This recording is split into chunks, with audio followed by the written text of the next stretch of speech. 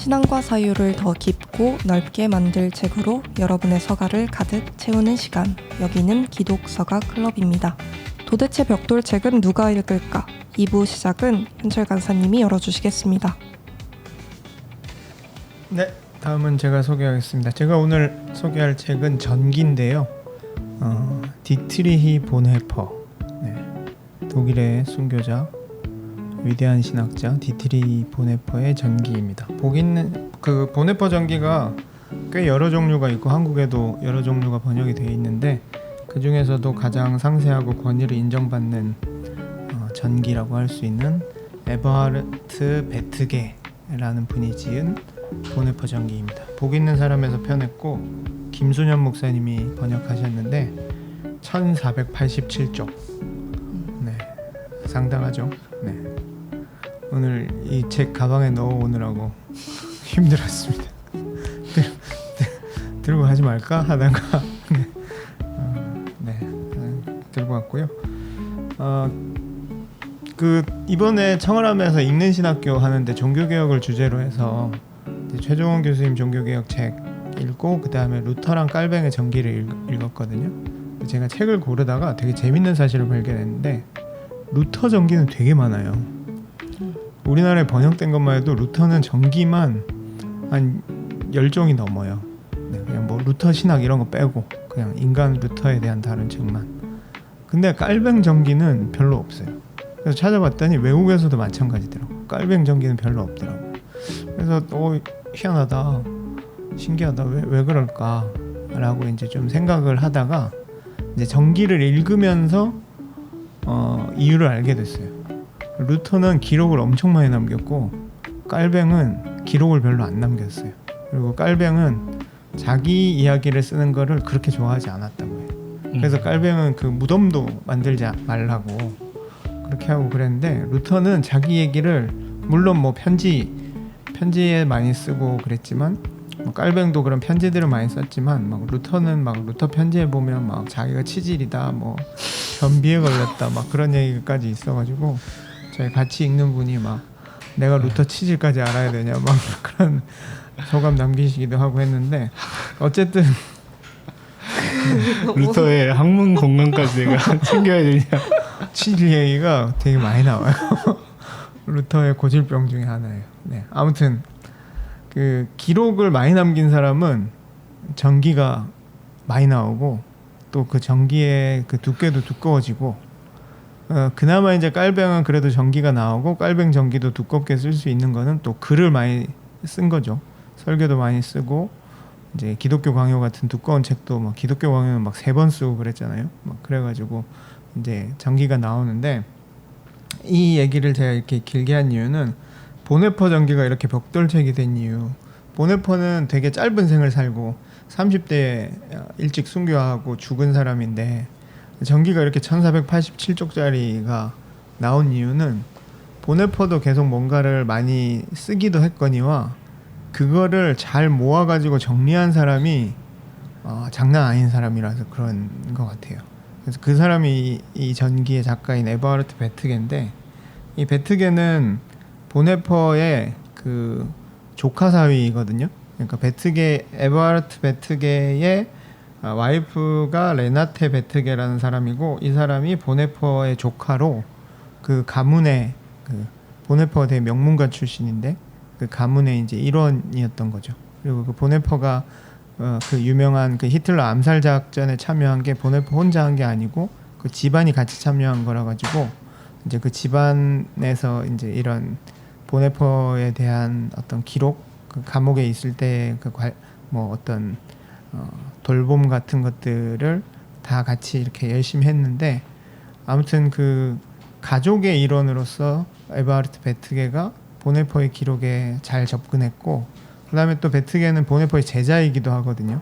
그리고 동역자이기도 하고 그 핑켄발데 그 독립신학교, 무인가 신학교, 지하신학교 그 활동을 할 때 학생이었고 함께 사역을 했던 사람이라 가지고 가장 가까이에서 본헤퍼의 설교들을 다 모으고 또 감옥에서 본헤퍼가 메모한 것들, 편지한 것들, 그 다음에 그것이 이제 책으로 묶여져 나오는 과정들 이런 것들을 베트게가 함께 했고 그걸 다 정리해가지고 그 보네포 전집 책으로 만들어내기도 하고 그다음에 이 두꺼운 전기를 쓰기도 하고 네 그렇게 된 거죠. 그래서 보네포 이 전기는 보네포의 생애 전체를 훑으면서 아주 어릴 때부터 이제 죽을 때까지 이야기를 쭉 훑으면서 그 사이사이에 보네포가 어떤 고민을 했는지 어떤 저작을 어떤 책들을 썼는지 또 쓰다가 뭐가 막혔는지 뭐 사상이 어떻게 변했고 어떤 경험을 했고 하는 게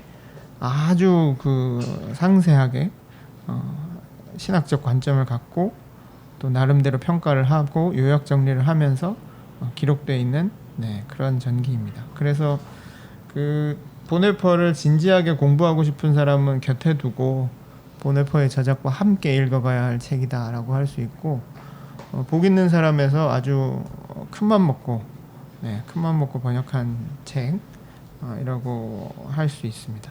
근데 사실은 이 책은 읽을 수 있는 책이 아니에요. 네. 왜요? 1487쪽을 어떻게 완독해? 그건 무슨 말이야?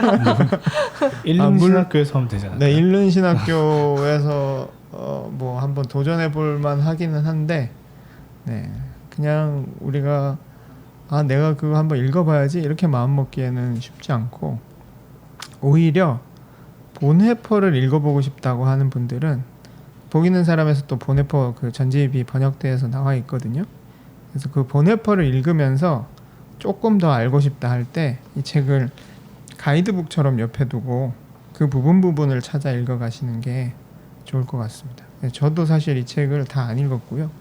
이제 방금 제가 말한 것처럼 뭐 나를 따르라를 읽다가 핑켄발드 신학교 부분을 조금 찾아보고 윤리학을 읽다가 감옥 시절을 좀 찾아보고 뭐 이런 식으로 읽어가고 있고요.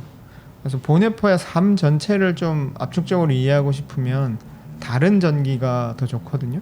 그래서 뭐 예를 들면 크리스티안의 티츠라는 학자가 쓴 디트리 보네포 저항의 신학자라는 동현 출판사에서 번역된 책이 있는데 이런 게 이제 표준적으로 권위를 인정받는 얇은 전기이고요. 뭐 아주 얇지는 않지만 그런 전기이고 이 베트게의 전기는 연구자들이나 아니면 보네포를 꾸준히 이제 전집을 읽어가실 분들이 곁에 두고 함께 읽으실 만한 책이다. 뭐 이렇게 보실 수 있을 것 같습니다. 네, 뭐 그래서 책의 내용은 뭐 그런 책이에요. 네, 그런 책이고 이걸 뭐 인용하거나 뭐 특징을 더 설명하거나 할 것도 없는 너무 압도적인 그런 전기라고 할 수 있습니다. 거의 뭐 어떤 역사적인 사료로서의 중요성을 되게 갖겠다 싶은 이야기들을 거의 다 잘 모아놓은 책 같아. 그렇죠. 그래서 생애에 대한 기록보다 사실 절반 이상은 보네포의 어떤 사상, 저작이나 뭐 이런 것들에 대한 기록.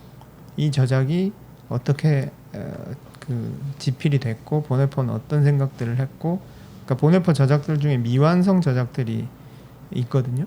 그 미완성 저작들은 어떤 식으로 이렇게 쓰여진 거고 뭐 이런 것들을 설명하고 있는 부분이 많아서 만약에 뭐 이게 보네포가 완성을 했다면 어떤 시기였겠구나라는 것도 짐작해 볼 수 있고, 그래서 뭐 사실은 연구자를 위한 책이라고 할 수 있겠지만 보네포를 사랑하고 꾸준히 읽어보시려고 하시는 분들은 뭐 보면 좋은 그런 추천자들이 책입니다. 어마무시해요. 팔아야 되니까. 아니 일단 모니카 목사님 추천사도 있고 존 스토트의 추천사도 있습니다. 칼바르트의 추천사도 사실 이 책에 대한 추천사라기보다는 보네포에 대한 추천을 아마 편집하지 않았을까 하고. 저 조크 살려가 보려는데 계속 저는 단호하게 그나마 장점은 이게 1480페이지라서 요즘이면 한 10만 원 가야 되는 책인데 58,000원. 이 책도 초판이 아직 다 나가지 않아서 아직도 58,000원이다라는 그래요? 네. 1480페이지에 58,000원이면 상당한 가성비다 요즘 시세로. 근데 복 있는 사람이 정말 이 보네포의 책들을 잘 이렇게 출간하고 있는 것 같아요. 그 제가 이렇게 기독교 출판에 들어오면서 가장 갖고 싶었던 그 세트 중에 하나가 그 보네퍼 책들 있잖아요. 되게 알록달록 양장으로 되게 깔끔하게 잘 만든 그거 저는 따로따로 몇 권이 있긴 한데 이게 전체가 없거든요. 근데 와 그 보면서 계속 탐나더라고요. 네. 그거 여기 있나요? 그 저도 다는 없는데 그거 되게 웃긴 게 그게 처음에 3권 나왔을 때 케이스랑 나왔고 맞아. 그 다음에 전집이 완간되면서 또 케이스판이 나왔거든요. 근데 그 사이에 이제 3권 나오고 그 다음에 1권씩 나와가지고 다 그 못 산 사람들 위해서 박스만 팔았어요. 오. 박스를 사려 깊다. 줬나? 어. 박스를 신청하면 줬나? 팔았나? 뭐 하여튼 그래가지고 제가 복집 놀러 갔을 때 네. 박스 하나 줄까 그래서 나는 책이 2권인가 빠졌다. 안 주더라고. 책이랑 같이 줄 줄 알았더니 네, 농담입니다. 아 저기 있네. 여기 청월함에 네. 3권짜리. 몇 권 아, 빠졌어. 나도 저게 있어. 네. 나도 저걸 샀어요. 저거. 그러니까 3권짜리 빨간색, 주황색. 지금 글자가 안 보여서 회색 저거 뭉쳐놓고. 네.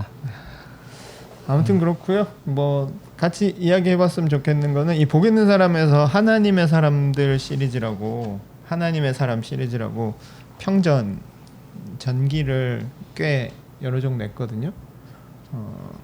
근데 이제 이 보네퍼 전기랑 칼바르트 전기가 이제 압도적인 두께를 자랑하고 다른 책들도 좀 대부분 두꺼운 책들인데 뭐 인상적으로 읽었던 전기, 뭐 전기 중에서 또 뭐 벽돌책 이런 것들을 한 권씩 추천해 주셔도 좋을 것 같습니다. 저는 여기 이제 추천사에도 있는데 문익환 목사님 평전을 되게 가슴 한 2번 읽었던 것 같아요. 너무 좋아서.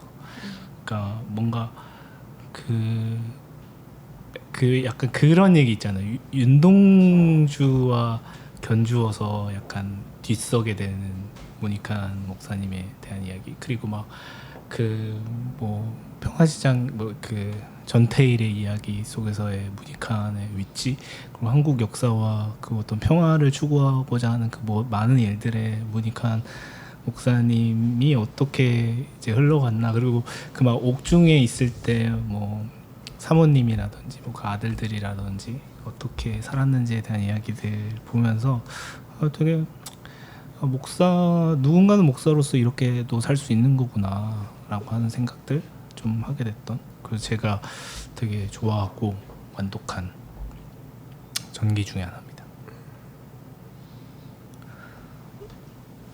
사실 요 질문을 보고 제가 오늘 사무실에서 현철 간사님한테 전기와 평전의 차이에 대해서 물어봤거든요. 나도 이거 문익환 평전이야. 네. 평평한 전기. 제가 그렇네. 규탄을 좀 했는데 자시하지 않겠다. 허접한 박현철의 유머에 자시하지 않겠다 하였는데 역시나 전태일 평전일까라고 생각하고 이제 정태일 평전을 염두에 두고 한 질문이었어요. 요걸 소개해도 괜찮겠냐. 저는 중학생 때 아마도 중학생 때 전태일 평전 그 돌베개에서 나온 전태일 평전을 처음 읽고 잠을 못 잤던 기억이 있어요. 왜요? 분해서? 아니, 너무 그 결심을 어떻게 했을까에 대한 생각이었고, 제가 어떤 개정판이 여러 번 나왔으니까 어떤 버전으로 읽었는지는 모르겠지만 제가 읽은 버전에는 그 마지막 일기가 전태일이 쓴 마지막 일기가 맨 앞에 있었어요. 그래서 맨 마지막에 그 일기에 내가 이렇게 뭐 한 방울의 이슬이 되기 위하여 발버둥 치오니 하나님 긍휼과 자비를 베풀어 주시옵소서로 일기가 마무리되는데, 이제 그 일기에 약간 끌려서 한 번에 이제 책장을 넘겼던 기억이 있고, 그날 약간 무슨 인터넷 소설을 보다가 밤을 새운 것 마냥 한숨도 자지 못하고 다음날 학교에 가서 나 전태일 평전을 읽었는데 미친놈이다 약간 이러면서 이걸 꼭 읽어봤으면 좋겠다라고 친구들한테 이야기했던 기억이 있어요. 제가 알기로 문익환 목사님이 성경을 번역하다가 전태일이 그렇게 분신했다는 얘기를 듣고 성경 번역하는 펜을 내려놓고 전태일에게 갔다는 얘기를 저 들었어요. 그래서 전태일의 시신을 수습한 게 문익환 목사다. 지금 문익환 평전, 전태일 평전 나온 그다음 조정래 평전. 조정래 맞나? 조영래. 조영래. 조정래는 태백산맥이죠. 네. 조정래 누구지? 조영래 변호사요. 지금 입이 밥사바사 마르고 계신 것 같은데 풍광 간사님. 저는 약간 그걸 보고 나서 조금 고민했던 게 제가 그런 전기나 평전을 잘 안 읽는 독자더라고요. 그래서 내가 재밌게 읽었던 평전이 뭐가 있나 했을 때 한 3, 4년 전에 그 마리아 포포바라는 불가리아 출신의 이제 지금 뉴욕에서 어떤 에디터, 큐레이터, 문화비평가 이런 걸 같이 하고 있는 분이 계신데 그분이 쓴 진리의 발견이라는 책이 있어요. 그 책을 아주 재밌게 읽었거든요. 제가 알고 있는 어떤 친구가 추천을 해줘가지고 재밌게 읽었는데 이 책은 그냥 한 사람에 대한 어떤 전기가 아니라 그 역사 속에서 어떤 자기 분야에서 엄청 뚜렷한 두각을 나타냈던 여성들, 그 과학자도 있고 편집자도 있고 그리고 에밀리 디킨슨 같은 시인도 있고 그리고 레이첼 카슨 같은 뭐 해양 생물학자도 있고 그런 사람들의 이야기, 그러니까 드러나지 않은 이야기를 이렇게 다 이렇게 조사해가지고 편지 같은 것도 모으고 그리고 이 인물들이 어떤 동시대가 아닌 경우도 있지만 동시대를 살았을 때 서로 주고받았을 어떤 영향관계 이런 것들도 추적해가지고 마치 여러 인물들을 모자이크로 하나로 이렇게 모으는 것처럼 이렇게 탁 모아가지고 써낸 어떤 평전이에요. 근데 이거를 읽는데 너무너무 재밌게 읽었던 기억이 나요. 그리고 그 작년에 저희가 청어람에서 책 모임하면서 그 피오렌자 책 읽으면서 얘기할 때 그러니까 성서 속에서 이렇게 삭제된 여성의 역사를 우리가 어떻게 다시 복원해낼 것인가라고 했을 때 피오렌자가 했던 말 중에 단지 어떤 사실이나 남아있는 자료만으로 그 이야기를 복원하는 데는 한계가 있다. 상상력이 필요하고 우리가 지금 이 위치에서 재구성된 이야기를 같이 써나가는 게 필요하다는 이야기가 인상적이었고 그래서 저는 그 이야기를 피오렌자뿐만 아니라 다른 작가들한테도 저도 종종 봤는데 약간 그걸 해낸 것 같은 느낌이 들었어요. 네. 그래서 이 책의 시작은 케플러라는 우리가 잘 아는 과학자, 천문학자부터 시작했는데 그 케플러에게 영향을 받은 그 미첼이라는 또 천문학자 이야기로 이렇게 옮겨갔다가 막 아무튼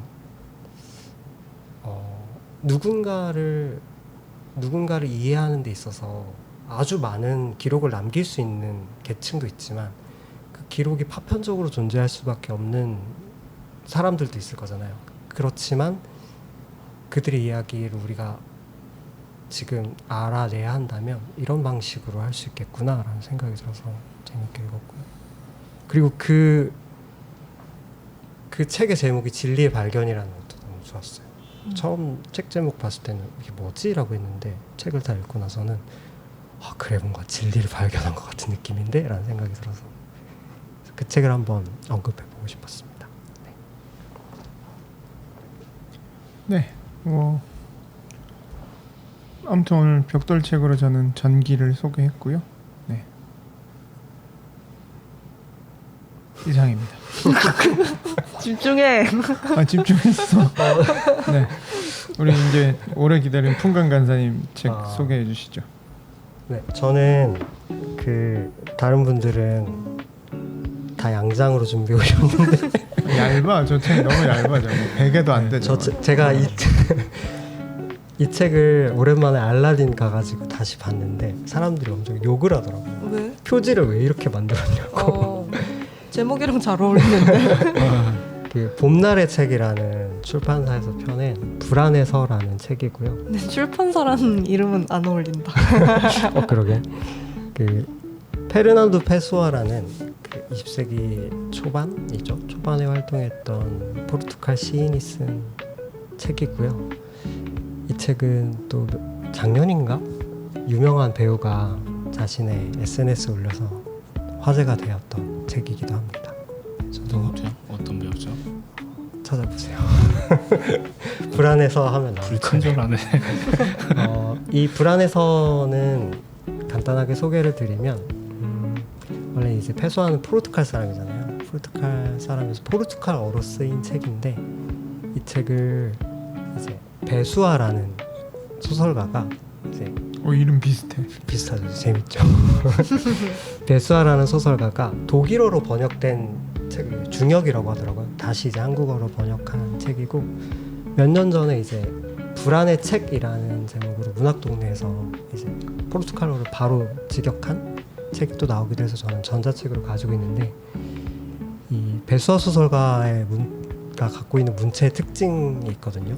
그 문체의 특징을 좋아하는 사람들은 굳이 이제 중역이어도 이 소설가가 번역한 책을 찾아서 읽는데 여튼 이 책을 저는 2014년에 아니 지금 내용은 안 나오고 지금 계속 불안하다 지금. 2014년에 처음에 읽었고 처음 읽으면서 너무 놀랐던 게 이 책이 별다른 내용이 없어요.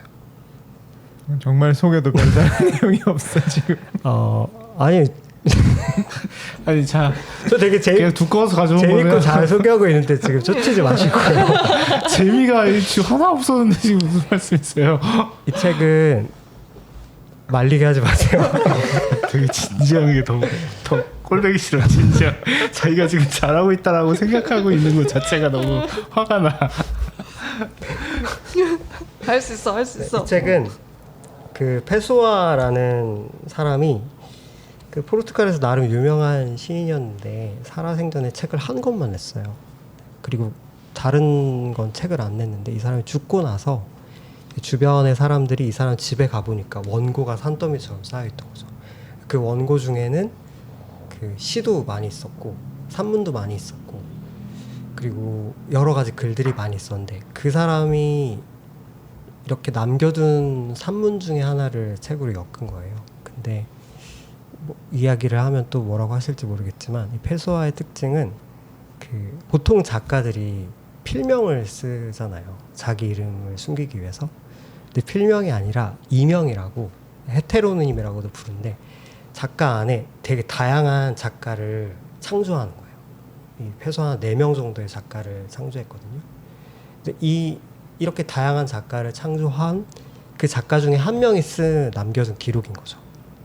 그래서 그 기록을 이제 엮은 책인데 그냥 진짜 내용은 별다른 게 없어요. 그냥 이 소아레스라는 사람이 이제 페소아가 창조해낸 이 사람이 포르투갈에서 회사원으로 일하면서 그냥 회사원으로 일하면서 자기 회사에서 있었던 일기 집에 와서 그냥 아무 생각도 안 하고 있다가 떠오른 생각을 적은 단상 그리고 자기가 오늘 본 직장 동료들의 표정 그리고 꿈 이야기 그리고 이 배경이 리스본인데 리스본의 석양이 얼마나 아름다운지 이런 이야기를 이제 그냥 쭉쭉쭉 적어놓은 책이에요. 그래서 그냥 이걸 왜 읽어라는 생각을 하실 수도 있고요. 현철 선생님처럼 책에 내용이 없네라고 생각할 수도 있지만 불안한 사람들 네, 제일 필요하신 부분 제일 필요해 들어보세요. 보여요 지금. 불안한 사람들 네. 뭐 안 하고 싶은 사람들 나야 나. 네. 줘. 그리고 아무리 주변에서 열심히 희망을 얘기해도 잘 설득되지 않는 사람들 그런 사람들의 마음을 너무 정교하게 관찰하고 약간 이렇게까지 할 정도로 솔직하게 써낸 문장들이 있어요. 그래서 특히 이제 열심히 뭔가를 하려고 하는 사람들에 대한 냉소도 있고 근데 저는 이 책이 가장 좋았던 게 우리가 겪는 불안이 있잖아요. 누구나 이 불안이 있는데 다는 아니지만 상당수의 기독교 저작들이 그 불안을 극복의 대상으로 전 본다고 생각하거든요. 근데 그 불안을 극복의 대상이 아니라 어떤 관찰하고 묘사하고 또 정밀하게 서술하는 어떤 친구처럼 대하고 있다는 점에서 저는 이 책이 너무 좋았고요. 그래서 이 책 처음 만나고 한 몇 년 정도 머리맡에 두고 날마다 한 장씩 읽었던 기억이 있습니다. 한 부분을 읽어드릴게요. 어떤 내용인지 감을 좀 잡으시라고. 180번인데요. 이런 내용이 있습니다. 어느 날 내가 내 의도의 십자가를 지고 골고다 언덕을 오를 수 있다면 나는 골고다 언덕 위에서 또 다른 골고다 언덕을 발견할 것이며 골고다 언덕이 나에게 아직 무의미한 허상이었고 닿을 수 없는 장소였던 그 시절을 그리워할 것이다. 나는 분명 어떤 의미에서는 지금보다 덜한 존재가 될 것이다. 나는 피곤하다. 거의 텅 빈 사무실 안 무의미한 노동의 하루가 나를 무겁게 짓누른다. 직원 2명이 병가를 냈고 나머지는 자리에 없다. 구석자리에 있는 심부름꾼 아이를 제외한다면 사무실에는 나 혼자다. 내가 이 시간을 그리워할 수 있는 어느 날을 나는 의미 없는 그리움을 가지고 그려본다. 어쩌면 존재할지도 모르는 신들에게 빌고 싶다. 나를 금고 속에 넣어 이 자리에 보관해달라고. 삶의 환상과 행복으로부터 나를 지켜달라고. 네. 이런 정도의 톤으로 가득한 책이에요. 네. 그래서 누군가 보기에는 이 정도까지 염세적이고 부정적이라고 생각할 수도 있고 또 누군가가 보기에는 아까 유미 간사님이 이제 마음을 움직이는 문장들에 대해서 얘기해 주셨는데 저한테는 이 책의 문장들이 제 마음을 움직인다기보다는 약간 제가 가장 불안한 시기에 있었을 때 호위무사처럼 저를 좀 지지해주고 저랑 함께 해줬던 문장들이어서 그래서 이제 머리맡에 두고 벽돌책 삼기에 아주 좋은 책이었습니다. 무슨 책인지 좀 감이 오시나요? 아, 내가 더 잘 소개할 수 있었을 것 같은데 중간에 좀 당황을 했네. 제가 그래서 같이 나누고 싶은 질문은 아까 잠깐 나왔던 것 같기도 한데 어떤 문장이 좋은 문장이라고 생각하는지 궁금했어요. 각자 개인에게 너무 다를 것 같긴 한데요. 그 홍강 간사님이 읽어주신 불안해서의 일부분을 들으면서도 생각했는데 사실 저는 이런 단문들을 되게 좋아하는 것 같아요. 나는 피곤하다. 이런 단문과 약간 건조한 문장들을 좋은 문장이라고 생각하고 따라해 보려고 욕심을 내는데 늘 실패하죠. 왜? 갑자기 저를 봐요. 뭐 어떤 문장을 좋아하실까 싶어서. 지금 생각나는 문장이 있는데 지금 말하면 안 되는 문장이어가지고. 왜? 아껴둔 건가요? 아니 아껴뒀다기보다 저는 그 김혜령 교수님 아껴뒀네. 책에 그 헌정사가 있어요. 그 죽을 때까지 유쾌하게 헌정사. 그 헌정사가 제가 여태까지 본 많은 책들의 헌정사 중에 두 번째로. 첫 번째가 뭔지 너무 궁금하다. 첫 번째는 프랑켄슈타인.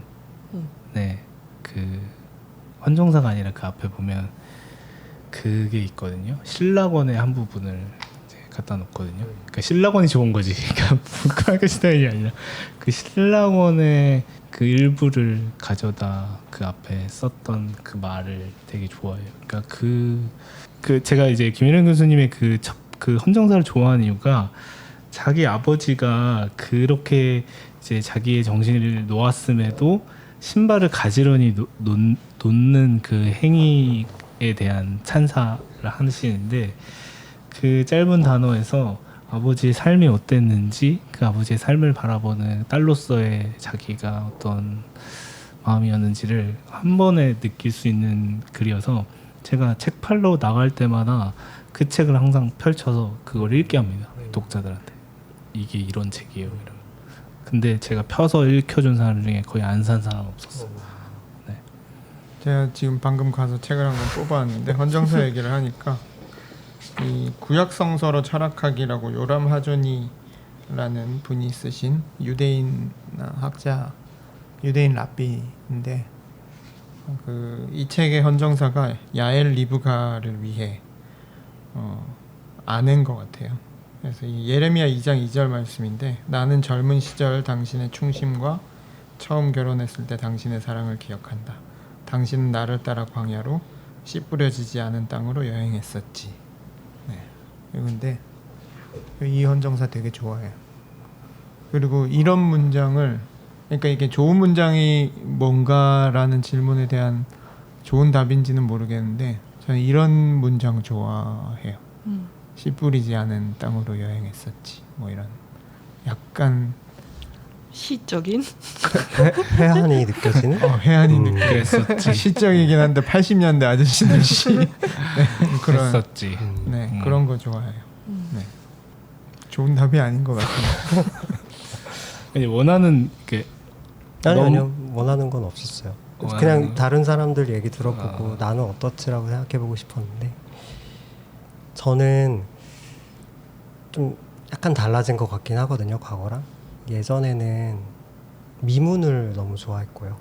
미문, 아름다운 문장 그리고 뭐 이렇게 읽고만 있어도 그 이미지나 감각이나 장면이 끼쳐오는 문장들을 좋아했는데 어느 순간부터는 약간 어떤 이유로 그것이 윤리적인 고민일 수도 있고 자기가 처한 자리일 수도 있는데 미문을 쓰는데 실패한 작가들의 문장을 좋아하는 것 같아요. 이게 실패한 그러니까 문장을 좋아한다는 건가요? 아름다운 문장을 쓸 자신이 있는데 네. 그러니까 쓸 역량이 있는데 네.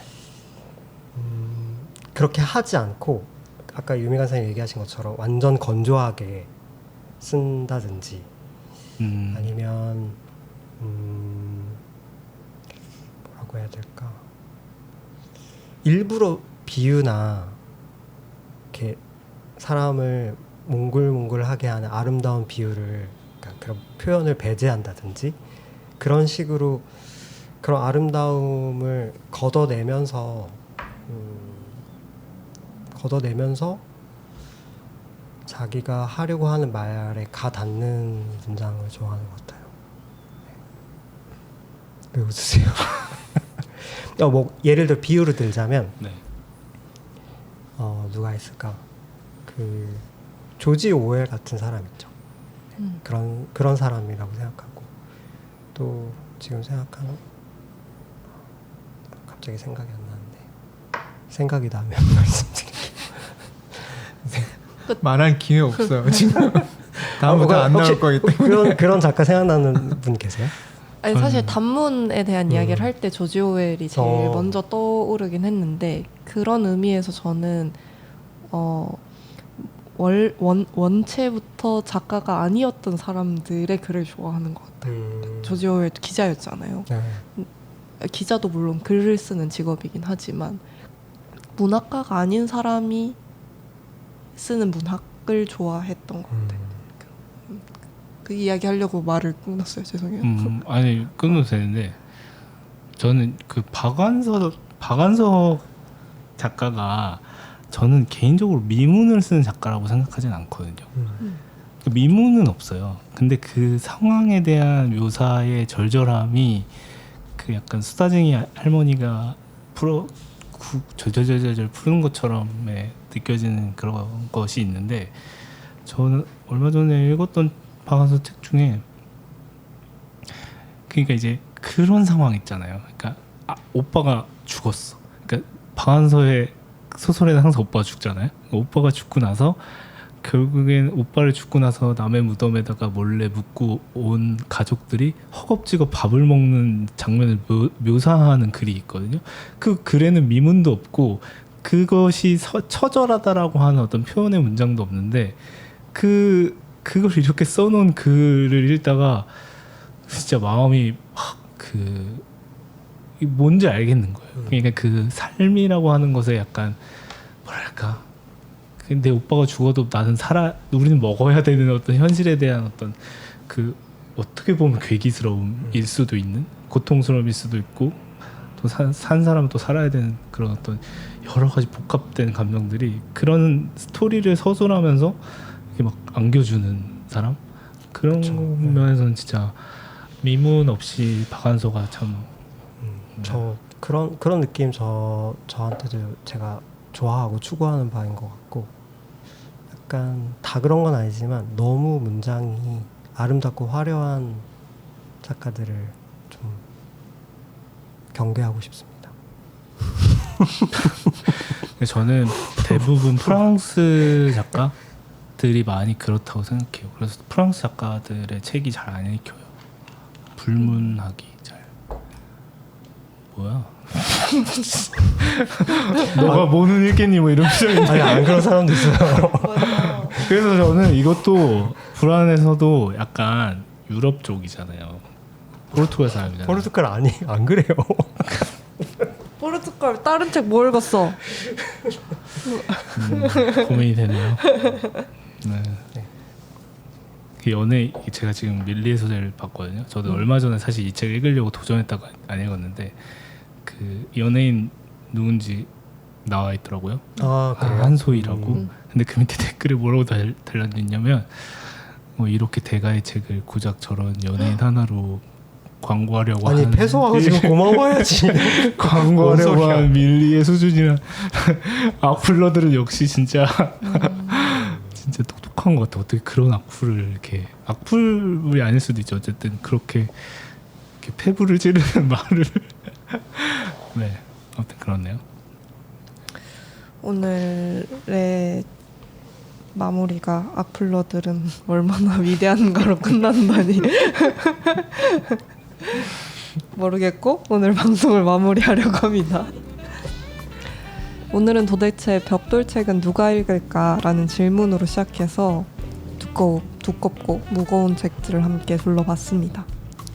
때로는 펼치기 전부터 마음의 준비가 필요한 책들이지만 막상 그 안으로 들어가 보면 한 사람이 오랫동안 붙들고 씨름한 질문과 그 삶의 무게가 담겨 있다는 것을 다시 한번 생각하게 됩니다. 오늘 소개해드린 책들 중에 한 권이라도 마음에 남았다면 너무 겁먹지 말고 첫 장만 한번 펼쳐보시는 게 어떨까요? 벽돌책은 읽는 사람이 따로 있는 게 아니라 펼쳐본 사람이 즐길 수 있는 것일 테니까요. 책으로 신앙과 삶을 깊이 사유하는 시간 기독서가 클럽. 다음 시간에 다시 찾아뵙겠습니다. 감사합니다. 감사합니다.